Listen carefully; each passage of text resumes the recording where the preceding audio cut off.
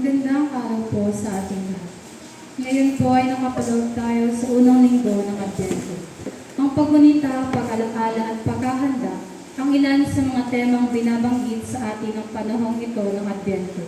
Ilang liturhikal na kulay ay lila na nagpapaalala sa atin ng simbolo ng pag-asa, pag-ibig, ligaya at kapayapaan. Pinapaalalahanan tayo ni San Lucas ng ilang mga tanda ukol sa ating buhay. Pinababati na mayroon tayong pagkakataon na magbago at yakapin si Kristo, sapagkat sa Kanya nakasalalay ang ating kaligtasan.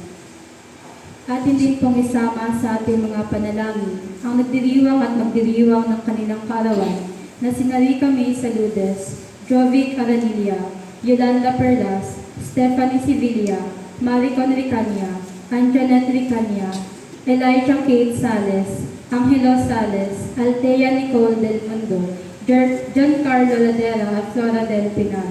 Magsitayo po ang lahat para sa pagsisimula ng banal na misa.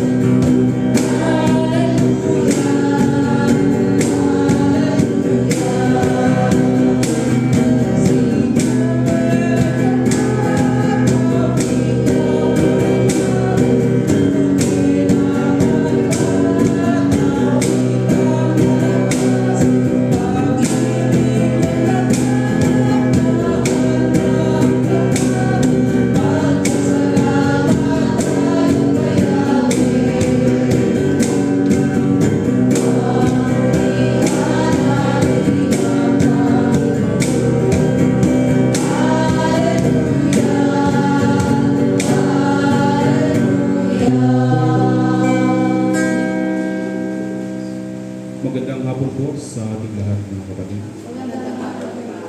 Sa ating pagtitipon dito ngayon ay isinasagawa po natin itong unang linggo ng Advento, ang misteryo ng paghihintay. Kaya nawa sa ating pagtitipon dito ngayon, patuloy nawa tayong patatagin ng ating Panginoong Diyos na naway sa ating paghihintay ay tayo'y madatnan na laging handa upang sa ganun ay tayo'y maging karapat-dapat sa pagharap ng ating Panginoon sa Jesucristo. Tayo pong lahat sa pangalan ng Ama at ng Anak at ng Espiritu Santo. Amen.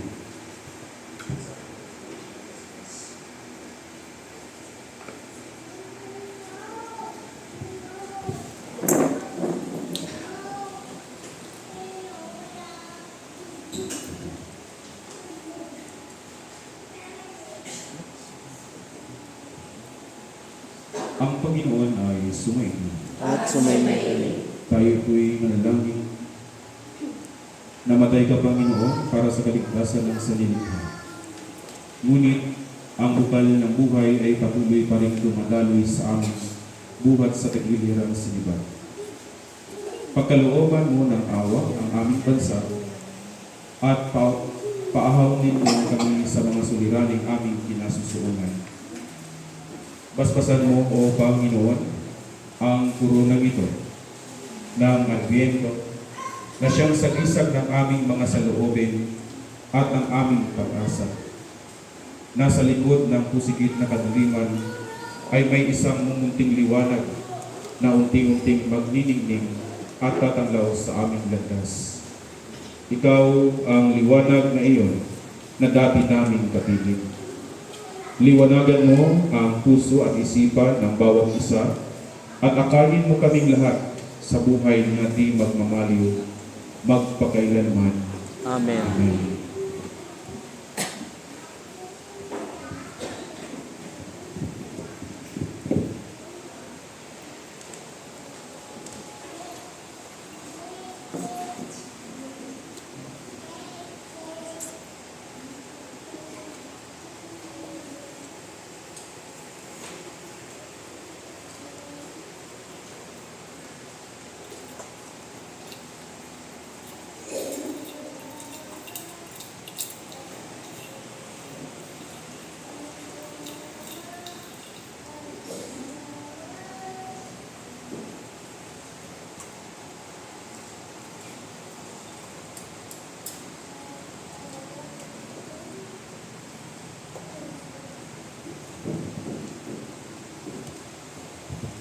Tinatawagan ko po ang pamilyang magsindi sa unang kandila ng Adbyento na sumisimbolo ng pag-asa.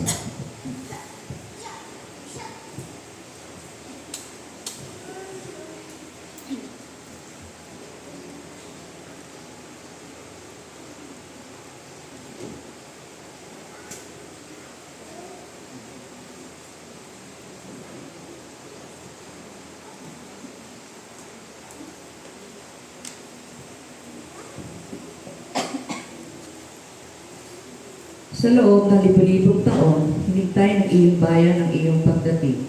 Noong dumating ka naman, marami sa kanila ang di man lamang nalaman na dumating ka na.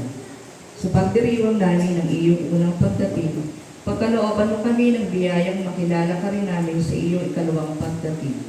Nawa, ang liwanag na ito ang siyang magwakas sa kadiliman na dulot ng pagsasamantala, katiwalian, pagkawalang bahala sa nangyayari sa lipunan, ang patuloy na pagkakawatak-watak ng pamilya, ang paglobo ng kahirapan, at ang pagbaba ng antas ng moralidad.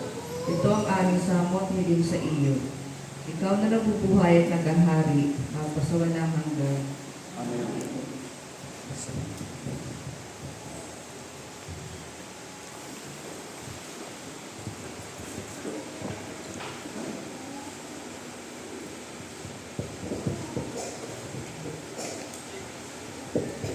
Ang Panginoon ay sumainyo. Tayo po'y manalangin. Makapangyarihang Diyos, lahat ng puso ay nakahayag sa iyo. Lahat ng nasa hangarin ay nababatid mo at walang lihim na nalilingid sa iyo. Linisin mo ang aming mga puso sa pamamagitan ng iyong Espiritu Santo upang kami tapat na umibig sa iyo at marapat na pumuri sa iyong banal na pangalan sa pamamagitan ni Kristo ang ating Panginoon. Amen. Pakinggan ninyo ang sinasabi ng ating Panginoong sa Jesucristo. Ibigin mo ang iyong Panginoong Diyos ng buong mong puso, ng buong mong isip at ng buong mong lakas. Ito ang unang at dakilang utos na pangalawa ay tulad ng una. Ibigin mo ang iyong kapwa tulad ng iyong sarili. Sa dalawang utos na ito ay nababatay ang buong kautusan at ng mga propeta.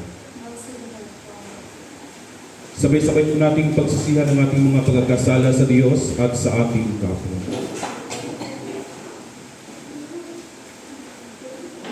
Kami nang umpisal sa iyo, Diyos, na mga pangyarihan sa lahat ng mga santo at sa isa't isa. Na kami kasal at aming naisip, sa aming mga nagsabi, sa aming mga nagawa at nakaligtanan ng Diyos. At ito'y sarili namin kamalian. Kaya sinasamo namin sa iyo, Diyos, na kaawaan kami. At Sa lahat ng santo, may panalangin kami sa iyo, Panginoon Diyos. Amen.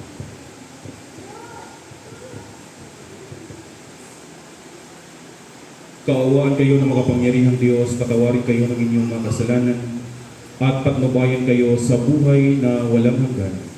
Sa pamamagitan ni Jesucristo na ating Panginoon. Amen. Panginoon, maawa ka. Panginoon, Kristo, maawa ka. Kristo, maawa ka. Panginoon, maawa ka. Panginoon, maawa ka.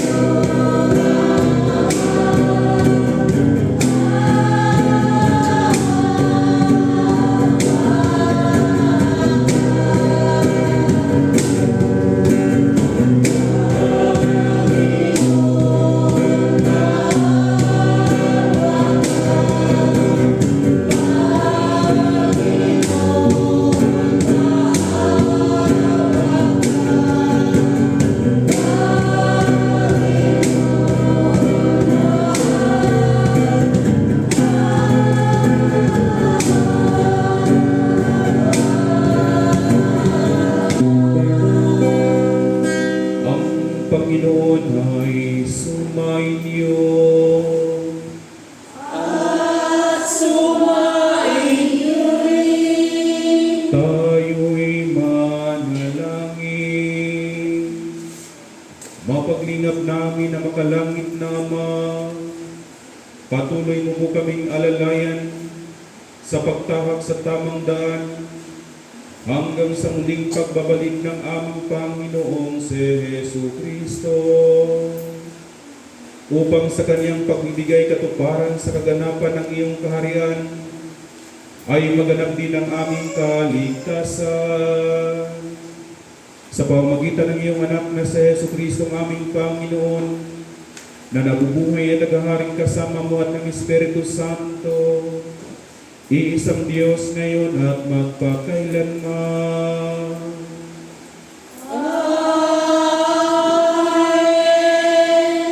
Tayo'y manalangin, makapangyarihan at walang ng Diyos, sa pagsasagawa po namin itong banal na misa.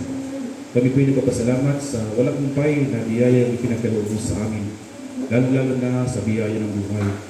Na ngayon ang aming mga kapatid ay nagpapasalamat din po para sa pagdiriwang ng kanilang mga kaarawan na sina Rica May Salodes, Jubic Aranelia, Yolanda Perlas, Stephanie Sevilla, Maricon Recania, Anjanette Recania, Alicia Kate Sales, Angelo Sales, Althea Nicole Del Mondo, Giancarlo Ladera, at ganoon din po sa aming kapatid na si Flora Del Venaro.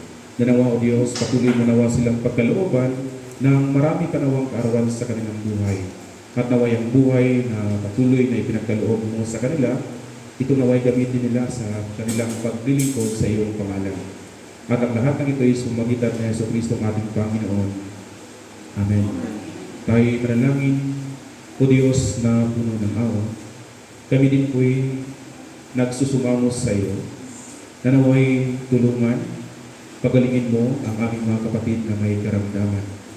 Ipagkaloob mo sa kanila ang kagalingan at ganoon din po ang kalakasan ng kanilang mga pangangatawan.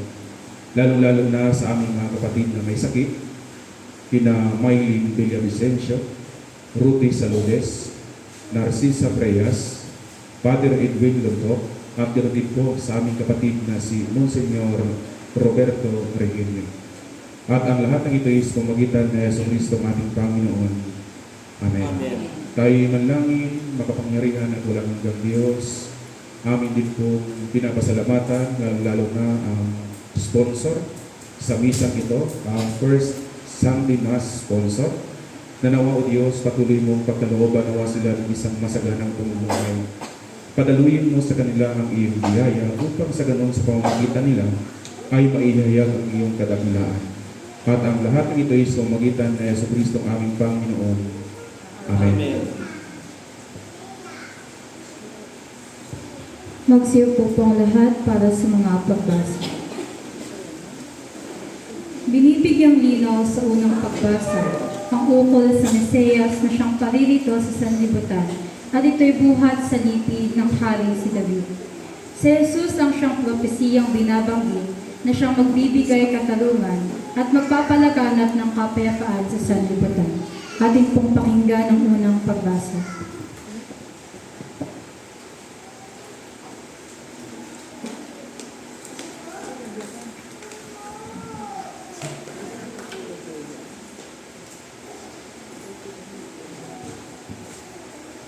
Unang pagbasa. Pagbasa mula sa aklat ni Propeta Jeremias. Sinabi pa ng Panginoon, dumarating na ang araw na tutuparin ko ang aking pangako sa Israel at sa Huda. At sa panahong iyon, pasisibulin ko ang matuwid na sanga ni David. Paiiralin niya ang katarungan at ang katwiran sa buong lupain. Sa mga araw ring iyon, maliligtas ang mga taga-Huda at mapayapang mamumuhay ang mga taga-Jerusalem. At sila'y tatawagin sa pangalang ito, ang Panginoon ang ating katwiran, ang salita ng Panginoon. Salamat sa Diyos. Sa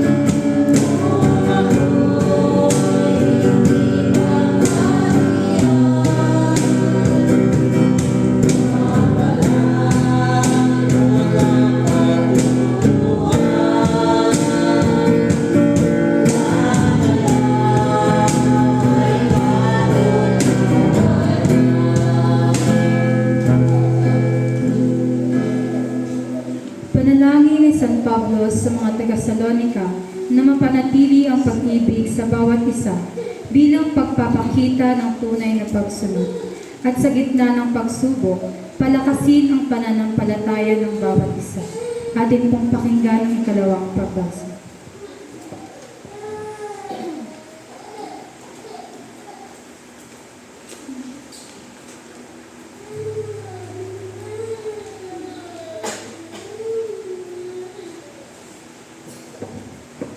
Ikalawang pagbasa. Pagbasa mula sa unang aklat ni Apostol San Pablo sa mga taga-Tesalonica. Paano kaya namin mapapasalamatan ng sapat ang Diyos na kagalakan dulot nito sa amin? Mataimtim naming idinadalangin araw-gabi na kayo'y muli naming makita at matulungan sa ikagaganap ng inyong pananampalataya.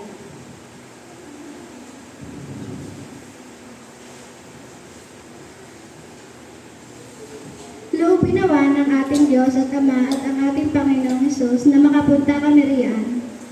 Palaguin nawa at pagkalabing ng Panginoon na inyong pag-ibig sa isa't isa, sa lahat ng tao, tulad ng pag-ibig namin sa inyo.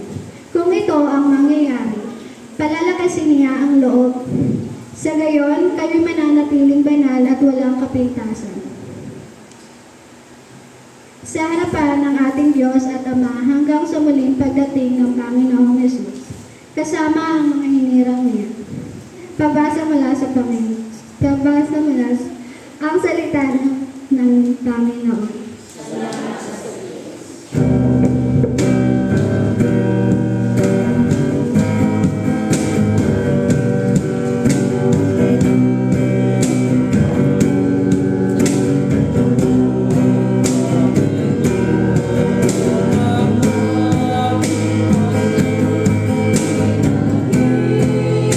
Magsatayo po ang lahat para sa pagbibigay galang sa banal na ito.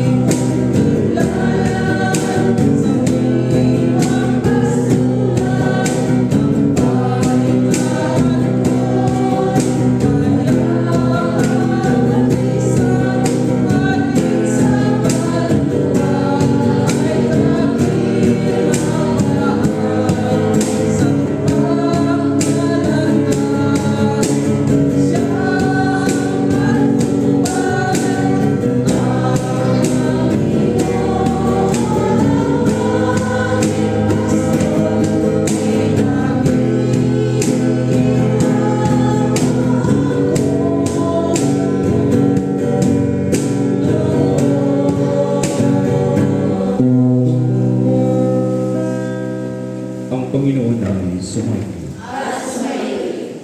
Ang mabuting balita ng ating Panginoong sa Jesucristo ayon kay San Lucas sa Kabanata 21, nagsisimula sa talata 25 hanggang talata 35.